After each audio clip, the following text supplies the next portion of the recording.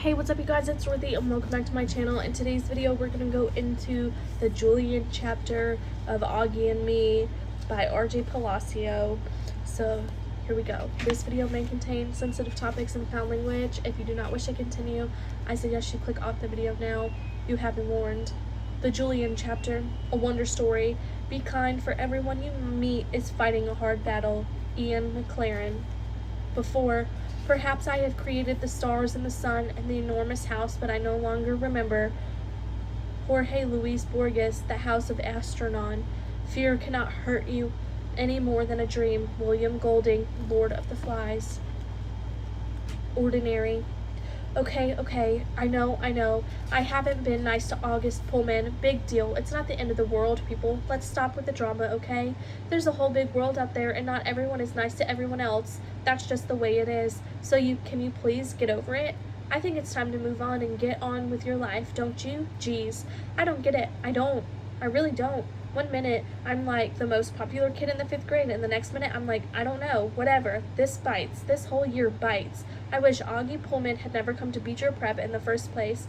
I wish he had kept his creepy little face hidden away like the Phantom of the Opera or something. Put a mask on. Auggie, get your face out of my face, please. Everything would be a lot easier if you would just disappear. At least for me. I'm not saying it's a picnic for him either, by the way. I know it can't be easy for him to look in the mirror every day or walk down the street, but that's not my problem. My problem is that everything's different since he's been coming to my school. The kids are different, I'm different, and it sucks big time. I wish everything was the way that it used to be in 4th grade. We had so much fun back then.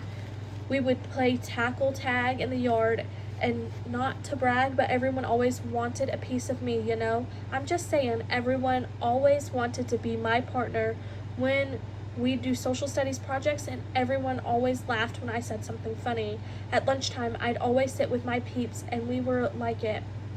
We were totally it. Henry, Miles, Amos, Jack, we were it. It was so cool. We had all these secret jokes, little hand signals for stuff. I don't know why that had to change. I don't know why everyone got so stupid about stuff. Actually, I do know why. It was because of Auggie Pullman. The moment he showed up, that's when things stopped being the way they used to be. Everything was totally ordinary, and now things are messed up, and it's because of him and Mr. Tushman. In fact, it's kind of totally Mr. Tushman's fault. That is, okay, well, I'll read 2 sections on one video. Yeah. The call. I remember Mom made a big deal about the call we got from Mr. Tushman at dinner that night. She went out onto and about a big honor it was. The middle school director had called us at home to ask if I could welcome Buddy, some new kid in school. Wow, big news. Mom acted like I won an Oscar or something. She said it showed her that the school really did recognize who the special kids were, which she thought was awesome. Mom had never met Mr. Tushman before because he was the middle school director and I was still in the lower school, but she couldn't stop raving about how nice he'd been on the phone.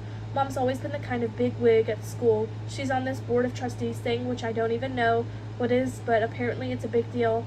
She's always volunteering for stuff too, like she's always been the class mom for every grade I've been in at Beecher. Always. She does a lot for the school. So the day I was supposed to welcome Buddy, she dropped me off at the front door of the middle school. She wanted to take me inside, but I was like, Mom, it's middle school. She took the hint and drove off before I went inside. Charlotte, Cody, and Jack were already in the front lobby, and we said hello to each other.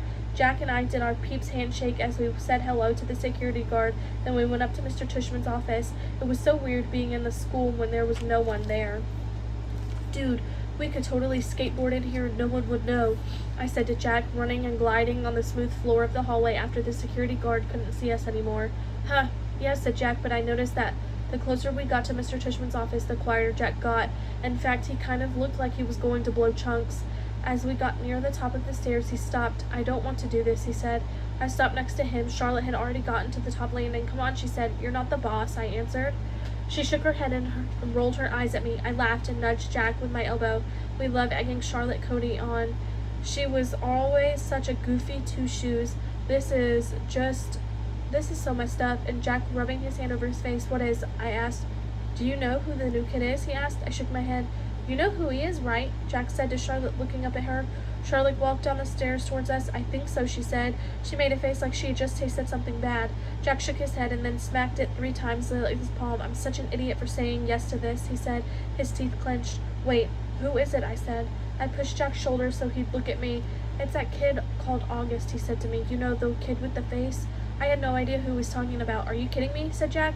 You've never seen that kid before? He lives in this neighborhood. He hangs out in the playground sometimes. You have to have seen him. Everyone has. He doesn't live in this neighborhood, answered Charlotte. Yes, he does, Jack answered impatiently. No, Julian doesn't live in this neighborhood, she answered, just as impatiently. What does that have to do with anything? I said. Whatever, Jack interrupted. It doesn't matter. Trust me, dude. You've never seen anything like this before. Please don't be mean, Jack, Charlotte said. It's not nice. I'm not being mean, said Jack. I'm just being truthful. What exactly does he look like? I asked. Jack didn't answer. He stood there, shaking his head. I looked at Charlotte, who frowned. You'll see, she said. Let's just go already, okay? She turned around and went up the stairs and disappeared down the hall to Mr. Tushman's office. Let's just go already, okay? I said to Jack, imitating Charlotte perfectly. I thought this would totally make him laugh, but it didn't. Jack, dude, come on, I said. I pretended to give him a hard slap in the face.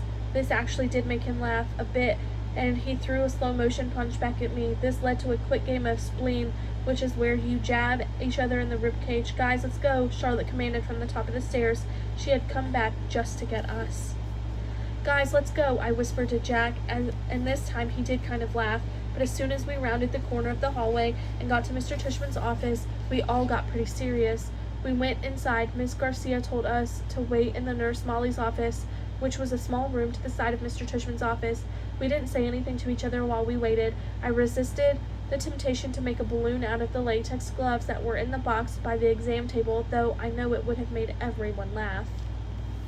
That is the end of this section. I will see you guys in the next video in part 2 of the Julian chapter of Auggie and Me by R.J. Palacio. So, bye.